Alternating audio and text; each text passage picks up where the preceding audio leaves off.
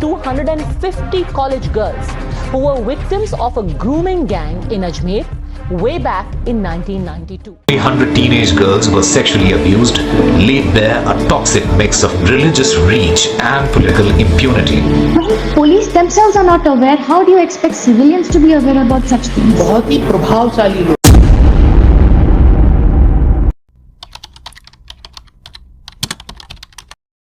भारत के इतिहास में ऐसा कांड शायद ही कभी हुआ हो जहां सैकड़ों मासूम स्कूली और कॉलेज की लड़कियां फंस गईं, जहां दोस्ती के नाम पर भरोसा तोड़ा गया और जहां कैमरे की एक क्लिक जिंदगी भर का दर्द बन गई।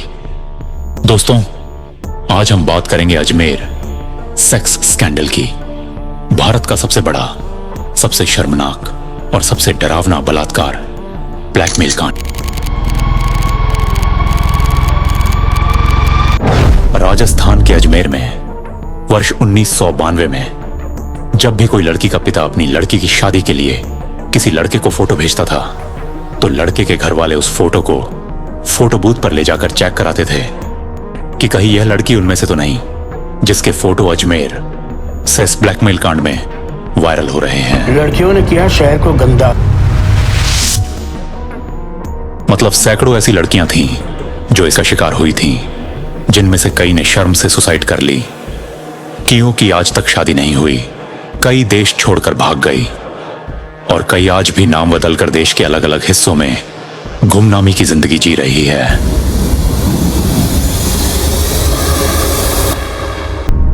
एक कहानी है वर्ष 1992 की, अजमेर का सोफिया सेकेंडरी स्कूल।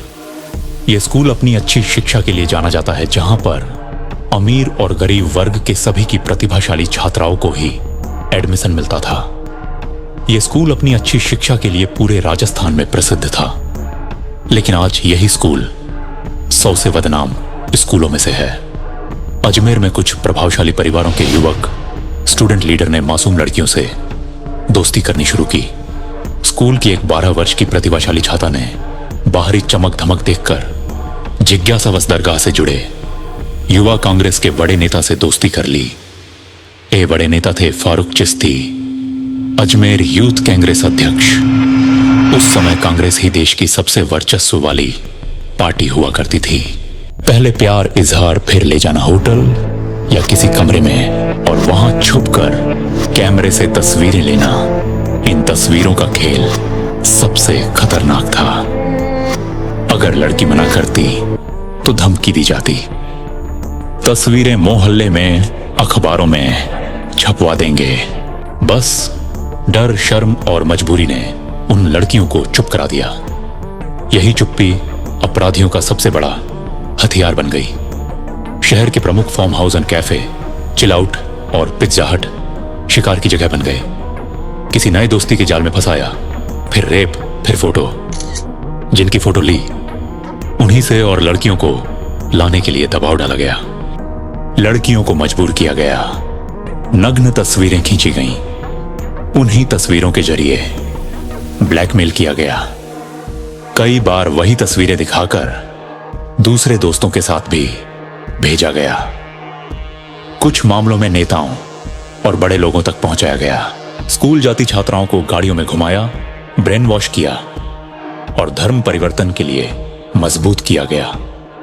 और सैकड़ों लड़कियां इसमें बस्ती चली गईं। और जानते हैं ये लड़कियां कौन थीं? ये सभी थी 11 से 20 साल की मासूम प्रतिभावान छात्राएं जो ऐसी खौफ में जी रही थीं। पुलिस के रिकॉर्ड में इनकी संख्या 100 से ज्यादा है।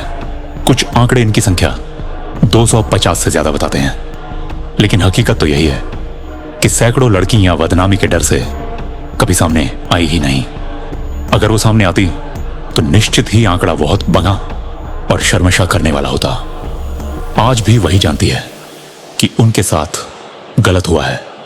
आप, मैं, पुलिस या सरकारी आंकड़े नहीं।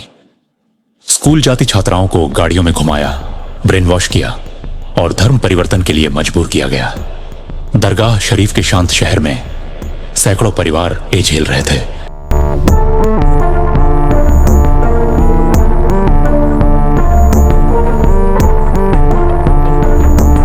इस केस में कुल 18 आरोपी थे जो दरगाह के खादिम परिवार से जुड़े थे और इस गैंग के मास्टरमाइंड थे।